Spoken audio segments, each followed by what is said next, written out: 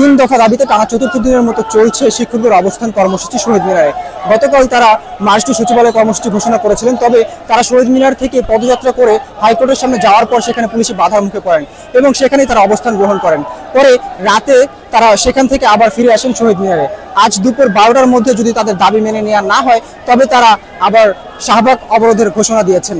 এখানে দেখতে পাচ্ছেন শিক্ষকরা জড়ো হচ্ছেন, বিভিন্ন জায়গা থেকে ছোট বড় মিছিল নিয়ে তারা এখানে আসেন এবং দেশের বিভিন্ন প্রান্ত থেকে শিক্ষকরা এখানে ছুটে আসেন। আমরা এখানে শিক্ষকদের সাথে কথা বলার চেষ্টা করব এবং তারা পরবর্তীতে কি কর্মসূচি দিবেন সে বিষয়ে জানার চেষ্টা করব। আজকে আমাদের শাহবাগে কর্মসূচি রয়েছে 12টার সময়, শাহবাগ রোড অবরোধ। আজকের মধ্যে যদি আমাদের পরিপত্র প্রজ্ঞাপন জারি না হয় তাহলে আমরা আমরণ অনশনে যাব। আজকে ঘোষণা আসতে পারে আমাদের কেন্দ্রীয় নেতৃবৃন্দদের কাছ থেকে। আজকে আমাদের কর্মসূচি হচ্ছে দুপুর 12টায় আমাদের শাহবাগে সমাবেশ আছে। যদি এখান থেকে সমস্ত যারা নেতাকর্মী আছে আমাদের ওনাদের পক্ষ থেকে আরো অন্য কোনো ডিসিশন আসে, সেটা মানে কি বলে কার্যকর করার জন্য আমাদের শিক্ষকদের পক্ষ থেকে সর্বোচ্চ প্রচেষ্টা থাকবে ইনশাআল্লাহ। আপনারা টানা 4 দিন যাবত এখানে অবস্থান করছেন, সরকারের পক্ষ থেকে তেমন কোনো রেসপন্স পাচ্ছেন না। আসলে সরকারের সমস্যাটা কোথায়, কি কারণে সরকার এই দাবিগুলো মেনে নিচ্ছে? দেখেন, গতকালকে কিন্তু সরকার একবার বলছিল যে আমাদের এখানে বিকাল 4টার ভিতরে সময় নিয়েছে, ওনারা বিকাল 4টার ভিতরে এটা কার্যকর করে দিবে। জানি না আমাদের উপরে মহলে কি হচ্ছে না হচ্ছে, বাকি আমরা আশা রাখছি যে সরকার দ্রুত এটা কার্যকর করবে। আজকে কি কোনো সমাধান পাবেন বলে মনে হচ্ছে? আমরা তো আশাবাদী, দেখা যাক কি হয়। আপনাদের কর্মসূচি সম্পর্কে কি বলবেন? আজকে শাহবাগ অবরোধের ঘোষণা রয়েছে। আমরা দীর্ঘ 1 বছর যাবত এই আন্দোলন আস্তে আস্তে আজকে গণ আন্দোলনে, আজকে শুধু শিক্ষকদের আন্দোলন নয়, এটা জনসাধারণের আন্দোলনে পরিণত হয়েছে। আমরা জানি আমি কিন্তু কোটা আন্দোলনের একজন সৈনিক ছিলাম। আমরা আস্তে আস্তে এই যে জনসাধারণের পরিণত হয়েছে আজকের এই যে গণ আন্দোলনটাকে, তার কারণটা কি? যে স্বৈরাচারী মনোভাব এখনো যায়নি। স্বৈরাচারী যে বৈশিষ্ট্য যে দেখে গেছে 17 বছর ক্ষমতায় থাকাকালীন, তার বৈশিষ্ট্য এখনো কিন্তু আমাদের মধ্যে এখনো জাগ্রত। তা না হলে শিক্ষক সমাজকে এভাবে রাজপথে নির্যাতন কেন করা হয়? শিক্ষক সমাজকে কেন এভাবে মানে আচরণ কেন করা হয়? তাদেরকে রক্তপাত কেন করা হয়? তাদেরকে টেনে হেঁচড়ে নিয়ে যাওয়া হয় কেন? জাতির বিবেক আজকে ধূলিসাৎ হয়ে গেছে, জাতি ধ্বংস হয়ে গেছে।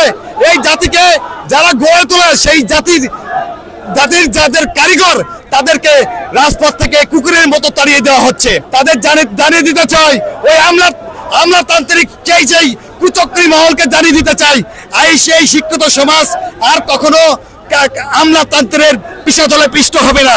এখন সময় এসেছে, এখন প্রতিবাদ করার সময় এসেছে, এখন প্রতিবাদ হুমকি দেওয়ার সময় এসেছে, আঙুল তুলে কথা বলার সময় এসেছে।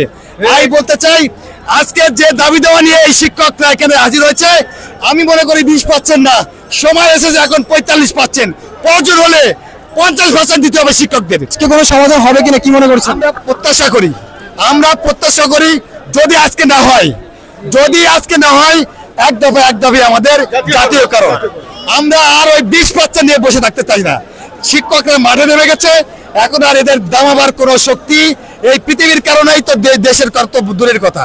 সুতরাং আমাদের দাবি দেওয়া 20% যদি আজকের দিনের মধ্যে না মানা হয়, আমাদের এক দফা চলে যাব, এক দাবি জাতীয়করণ।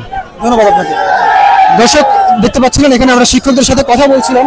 আমরা আরো একজন শিক্ষকের সাথে কথা বলবো, কিন্তু তার আগে জানিয়ে রাখি, শিক্ষকরা এখানে জানাচ্ছেন যে আজকের মধ্যে যদি তাদের দাবি দেওয়া মেনে নেওয়া না হয় তাহলে তারা এক দফা দাবিতে চলে যাবেন। তাদের এক দফা দাবি হবে জাতীয়করণ। আমরা আরো একজন শিক্ষকের সাথে কথা বলছি।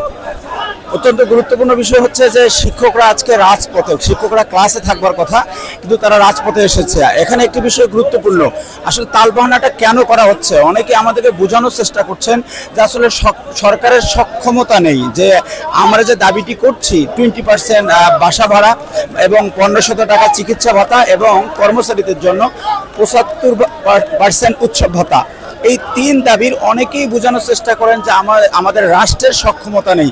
আসলে এটি সম্পূর্ণ একটি অসত্য বক্তব্য। কেননা আমরা বিগত দিনে দেখেছি যে প্রায় 28 লক্ষ কোটি টাকা পাচার হয়ে গেছে, তারপরে কিন্তু আমাদের দেশের গতিটা ঠিক ছিল। যদি লক্ষ লক্ষ কোটি হাজার কোটি টাকা পাচার হওয়ার পরেও যদি আমাদের দেশের গতিবিধি ঠিক থাকে, তাহলে শিক্ষকদের পিছনে মাত্র 3000 কোটি টাকার মতো লাগে আমাদের এই দাবি বাস্তবায়নের জন্য।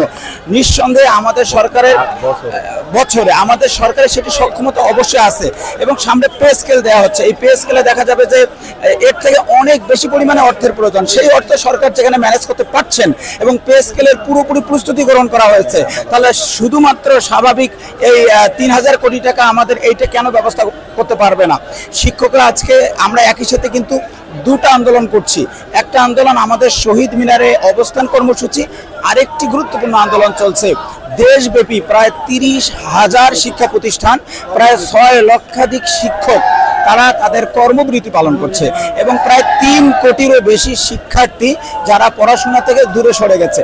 তার মানে শিক্ষা ব্যবস্থার 97% এমপিওভুক্ত শিক্ষা প্রতিষ্ঠানের উপর নির্ভর করে। ফলে 97% শিক্ষা যেখানে স্থবির হয়ে যায়, সেখানে নিঃসন্দেহে শিক্ষা ব্যবস্থা পুরো স্থবির হয়ে যায়। সুতরাং এই অবস্থায় এসেও বিশেষ করে আমাদের শিক্ষা উপদেষ্টা যিনি আছেন, তার নীরবতা আমাদেরকে অত্যন্ত কষ্ট দিচ্ছে।